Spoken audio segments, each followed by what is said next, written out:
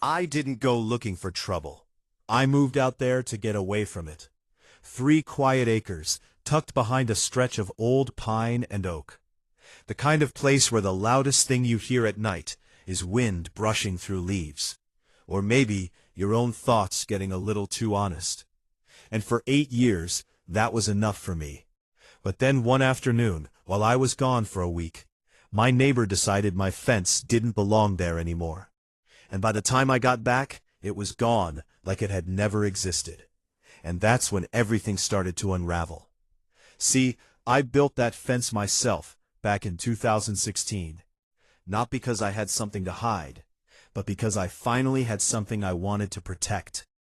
I'd spent 2 years saving up, doing extra shifts, cutting back on everything that wasn't essential, just so I could put up a solid 6-foot privacy fence all the way around my property. It wasn't fancy, no decorative trims or anything like that. Just pressure-treated wood, straight lines, sturdy posts sunk deep in concrete. It marked where my land ended and the rest of the world began. And for me, that line mattered more than most people probably understand. I had 2 dogs back then, both rescues, both with just enough wild in them that I didn't trust an open yard. And honestly, I didn't trust people much either. Not after the kind of years I'd had before moving out there. That fence wasn't just wood and nails. It was peace of mind. It was space to breathe. It was something I built with my own hands, in a time when I needed to feel like I still had control over something. For a long time, nobody questioned it. The previous owners next door were older, kept to themselves. We'd wave occasionally, maybe exchange a few words about the weather, or the deer that kept showing up near the creek, and that was it. It worked. Quiet, simple, respectful. Then they sold the place. The new neighbors moved in late spring. Big moving trucks, contractors in and out for weeks. The kind of renovation where you can tell they're not just fixing things. They're trying to transform the place into something else entirely. Their names were Daniel and Claire Whitmore. At least that's what he told me the first time we met. And she had this polished, almost rehearsed way of speaking, like every sentence had already been tested in front of a mirror. The first real interaction we had wasn't even a conversation. Not really. I walked out one morning to check the mailbox, and there he was, standing by my fence, hands on his hips, just staring at it, like it had personally offended him. I remember thinking it was strange, the way he tilted his head, like he was evaluating it instead of just looking. He glanced over when he noticed me, and gave a tight smile. "Morning," he said, then nodded toward the fence. "You ever think about opening this up a bit?" I didn't quite follow at first, so I just said, "Opening what up?" "This," he said, gesturing between our properties. "It feels closed off. You've got all this beautiful land, and it's just boxed in."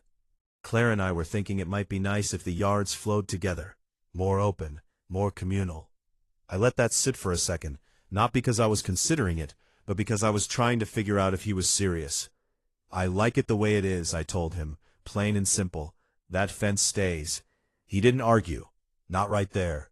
Just gave a small nod, like he was filing that response away for later, then said, "Well, we'll see," in this tone that wasn't quite friendly and wasn't quite dismissive, just something in between that stuck with me longer than it should have.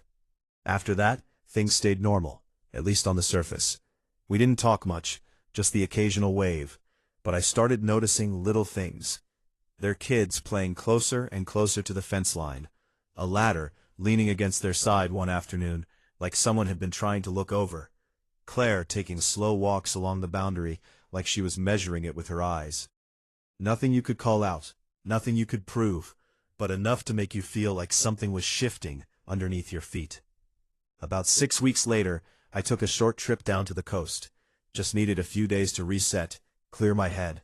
I locked everything up, made sure the dogs were boarded with a friend, and left without thinking twice about the place. Why would I? It had always been safe.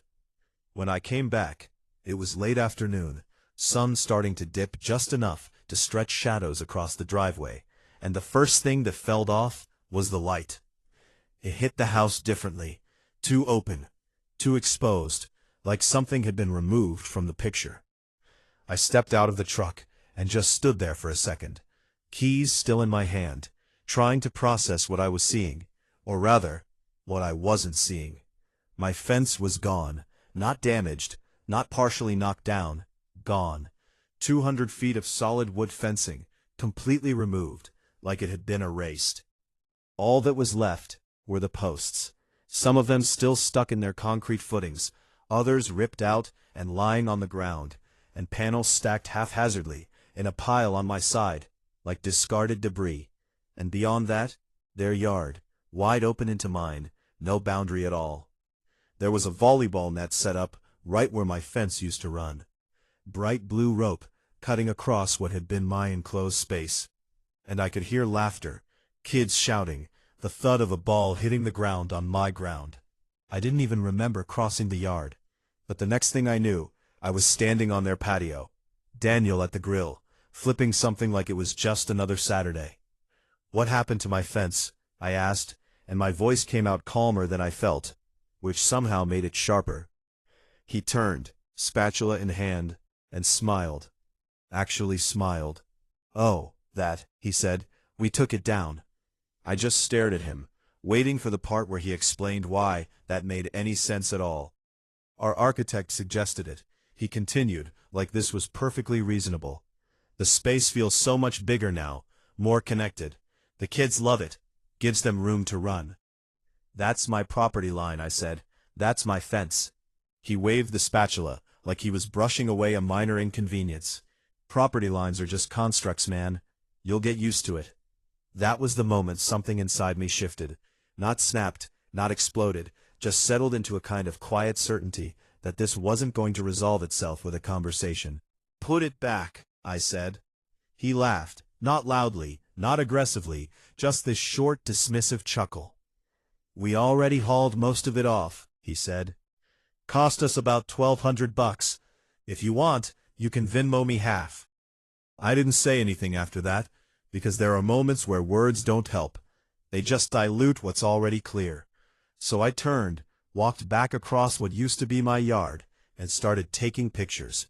Every broken panel, every uprooted post, every inch of that missing line that used to mean something. And then I made a call, because if he thought that line was just an idea, I was about to show him exactly how real it could become. The first person I called wasn't the police. It was someone who actually understood what lines mean when they're crossed on paper and in real life. Her name was Melissa Carter. She'd been my attorney for a few years now, not because I was the kind of guy constantly in trouble, but because once you've had a few things go sideways in life, you learn it's better to have someone you trust before you actually need them. I sent her the photos while I was still standing in the yard, hands shaking just enough that I had to retake a couple of them. And within 10 minutes, my phone rang. She didn't waste time with small talk. "Tell me they didn't actually do this without permission," she said. "They did," I told her, staring out at that open stretch where my fence used to be, kids still running across it like it belonged to them. There was a pause on the other end, the kind where you can practically hear someone organizing their thoughts into something sharp. "Okay," she said finally. "Don't touch anything else. Don't move debris. Don't engage with them anymore tonight. I want everything documented exactly as it is." "I already talked to him," I said. "What did he say?" "That property lines are constructs, and I can Venmo him for half the demolition." She actually let out a short laugh at that, not because it was funny, but because it was so absurd it crossed into something almost unbelievable. "Yeah," she said. "Judges love hearing that kind of logic." By the next morning, she was already drafting a demand letter. Something formal, direct, no room for interpretation. It outlined exactly what had happened.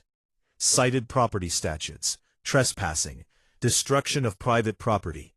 And it demanded immediate restoration of the fence to its original specifications at their expense. Not a hedge, not a compromise, not a design collaboration. The exact fence they took down. She sent it overnight. I wish I could say that's when things de-escalated, but if anything, that letter just made it clear we were playing two completely different games. 3 days later, Melissa forwarded me their response, not from Daniel, not even from someone local. but from a law firm out of Chicago. Heavy letterhead, the kind of tone that tries to sound confident enough that you don't question it. Their argument was creative. They claimed the fence had been visibly deteriorating, that its removal was done in good faith to improve shared aesthetic value, and that their clients were willing to amicably resolve the matter by installing a 3-foot decorative hedge along the property line. Cost to be shared evenly. I read that email twice, then a third time just to make sure I wasn't missing something. 3 feet. A hedge where a 6-foot privacy fence used to stand. I called Melissa back, and I didn't even have to say anything before she started talking. "We're not negotiating with that," she said. "That's not a solution. That's them trying to rewrite the situation into something it isn't." "So what's next?" I asked. "We file," she said. "Simple as that. Emergency motion, request for injunctive relief, and a claim for damages. They crossed onto your property and destroyed a permanent structure. That's not gray area. That's actionable." The paperwork moved fast after that, faster than I expected, honestly. Within a week, we had a court date set. And for the first time since I got back from that trip, I felt like things were moving in a direction that made sense. Again, not fixed, not resolved, but at least grounded in something real. The hearing itself wasn't dramatic, not in the way people imagine courtrooms to be. No shouting, no surprise witnesses bursting through the doors. It was quiet, controlled, almost clinical, which somehow made it feel more serious. The judge, a man named Howard Ellison, listened more than he spoke. He looked through the photos carefully, flipping each one over like he was giving it the time it deserved. And when Melissa laid out the timeline, the permits, the installation details from when I built the fence, he nodded slowly, like he was assembling the story, piece by piece. When it was their turn, their attorney tried to lean into that same narrative from the letter. Shared space, aesthetic improvement, neighborly cooperation. At one point he actually used the phrase, mutual enhancement of property experience. And I remember thinking, this guy has probably never built anything with his own hands in his life. Judge Ellison didn't interrupt him, but he didn't encourage him either. He just let him finish, then set the folder down and looked up. The plaintiff's fence, he said, measured and clear, was a lawful structure placed entirely within his property boundaries.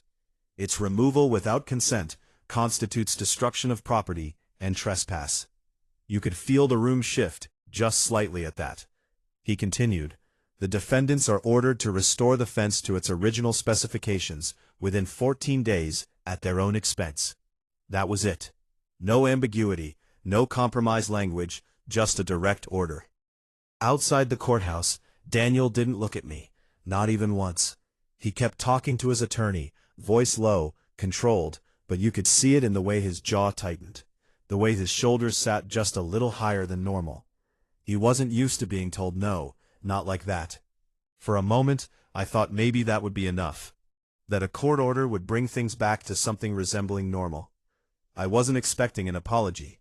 I wasn't even expecting a conversation, just compliance. 14 days came and went. Nothing happened. No construction, no materials delivered, no attempts to even pretend they were going to follow through. The yard stayed open. Their kids kept playing in that space like it had always been theirs. And every time I looked out my window, it felt like the absence of that fence was louder than anything else around me. On the 15th morning, I woke up before sunrise, not because I had to, but because I already knew what I was going to do. I called Melissa. "They didn't build it," I said. "I figured," she replied. "You ready to enforce it?" That word enforce, it carried weight in a way that felt different from everything up to that point. This wasn't about asking anymore, or waiting or hoping someone else would do the right thing. This was about taking a court order and turning it into something physical, something that existed whether they liked it or not. "What are my options?" I asked. "We can file for contempt," she said, "which we will, but that takes time. Or we move forward with reconstruction ourselves, document every step, and then recover costs through the court." I looked out the window again, at that open stretch, at the volleyball net still standing there like some kind of flag planted in the middle of my property. "Let's build it," I said. There was a pause just long enough that I knew she was thinking it through. Running the angles, making sure it was clean, defensible. "Okay," she said finally. "But if we're doing this, we do it right. Surveyor, permits confirmed, professional crew, full documentation, no shortcuts." "Not planning on it," I told her. And then after a beat, I added, "I don't want the same fence." She didn't ask what I meant. Not right away. "What are you thinking?" she said. I took a breath, let it out slowly. "I want something they can't pretend doesn't exist." That afternoon, we started making calls. Surveyors to mark the exact boundary line. Contractors who could mobilize quickly. Suppliers who had materials in stock. It moved fast. Almost like once the decision was made, everything else fell into place behind it. By evening, we had a plan. And for the first time since that fence came down, I felt something close to calm again. Not because the situation was over, but because I knew exactly what the next move was going to be. And this time, it wasn't going to be subtle. By the time the sun came up the next morning, there was already a low hum of engines rolling down the dirt road toward my place. Not loud, not chaotic, just steady, purposeful. The kind of sound that tells you something is about to happen, whether anyone's ready for it or not. I was standing out by the old fence line, coffee in hand, when the first truck pulled in, followed by another, and then a flatbed carrying stacked steel panels that caught the early light in a way wood never could. Melissa showed up a few minutes later, clipboard tucked under her arm, hair tied back, already in that mode she gets into when everything has to be precise, documented, defensible. She gave me a quick nod, then turned to the surveyor who was already setting up his equipment near the corner markers. "Let's confirm the line again," she said. Not because she didn't trust the previous measurements, but because when you're about to build something that's going to end an argument permanently, you don't leave room for interpretation. The surveyor walked the boundary slowly, placing bright markers every few yards, calling out measurements as he went.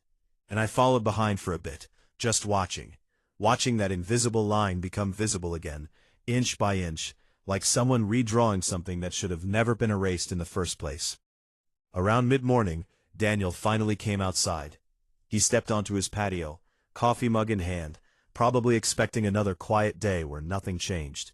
And then he saw the crew, the trucks, the equipment, the line of steel laid out along what used to be his open-concept backyard.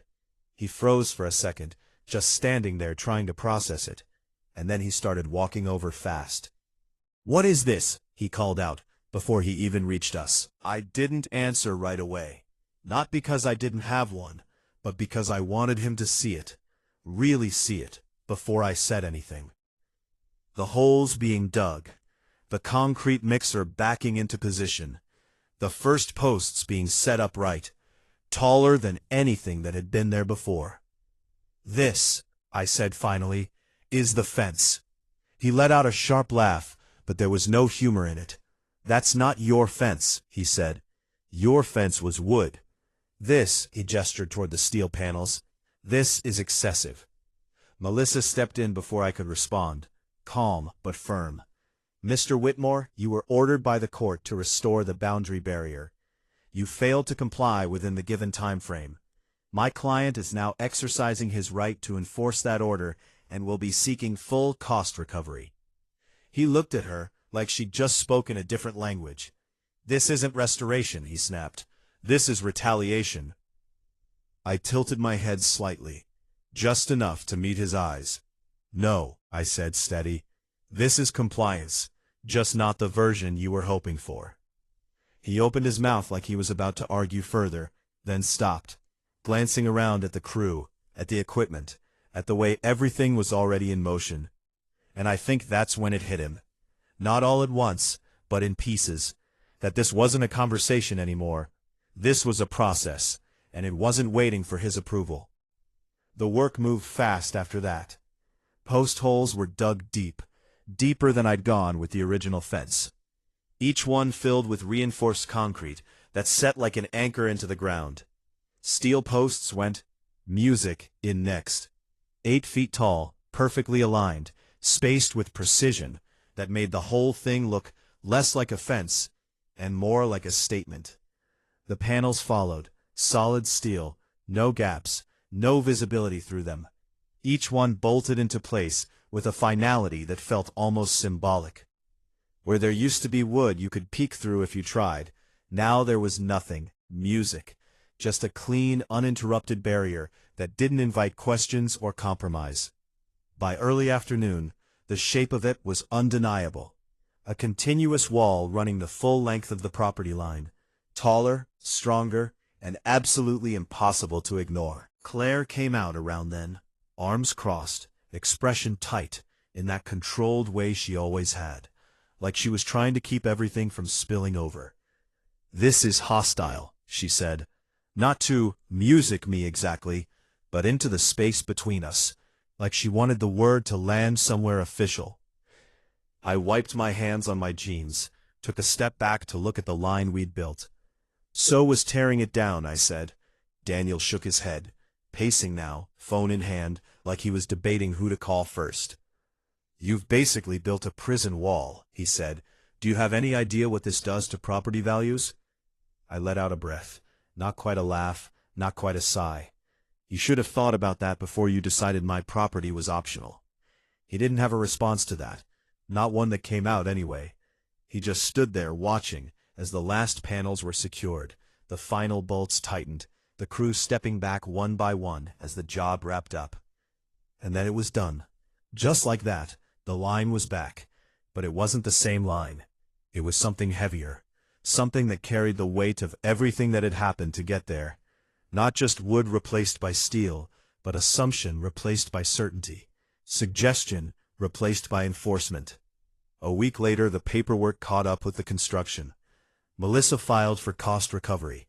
Every invoice attached, every hour documented, every material accounted for down to the last bolt, along with a motion for contempt based on their failure to comply with the original order. It wasn't emotional, it wasn't dramatic, just thorough, undeniable. Daniel tried to push back. He filed his own claim, arguing that the new fence was excessive, that it diminished the aesthetic value of his property, that it created what he called a visually oppressive boundary condition. And somewhere in there he put a number on it, $75,000 in alleged damages. When Melissa told me, I just shook my head, not because I was surprised, but because it felt like he was still trying to play the same game, just louder. The second hearing was even shorter than the first. He reviewed the filings, looked over the photos of the new construction, the original order, the timeline, and when Daniel's attorney started to frame the argument about property value, the judge raised a hand, just slightly. The defendants were given a clear directive, he said. They chose not to comply. The plaintiff's actions to enforce that directive are within legal bounds. He glanced down at the paperwork again, then back up. The counterclaim is dismissed. The defendants are responsible for all reconstruction costs. That was it. No long speech, no drawn-out deliberation. Just a conclusion that felt as clean and solid as the wall now standing between the two properties. Outside the courthouse, Daniel finally looked at me. Really looked. Not with that polite smile from the first day, not with the dismissive confidence from the patio, but with something quieter, something that sat somewhere between frustration and realization. "This didn't have to go this way," he said. I thought about that for a second, about the first conversation we had, about the moment he stood at my fence and called it divisive, about the choice he made when he decided to remove something that wasn't his. "You're right," I said. "It didn't." And then I walked away. These days the property is quiet again, the kind of quiet I moved out there for in the first place. The dogs have their space. The trees still catch the wind the same way. And that line, that boundary, it's not invisible anymore. Not something anyone can reinterpret or ignore. But I still think about it sometimes. Not the fence itself, but what it represents. Because here's the thing. Some people genuinely believe rules are flexible if they have the confidence to bend them. That boundaries are just suggestions until someone enforces them. And maybe in a lot of cases, they're right, until they're not. So I'm curious what you think. Was that wall justified? Or did I take it too far? Should I have rebuilt the same fence and left it at that? or was making it stronger, the only way to make sure it never happened again? Drop your thoughts in the comments, because stories like this, they're never just about property lines. They're about where people decide the line actually is. And if you've ever dealt with a neighbor who thought your space was negotiable, I've got a feeling you'll have something to worry about.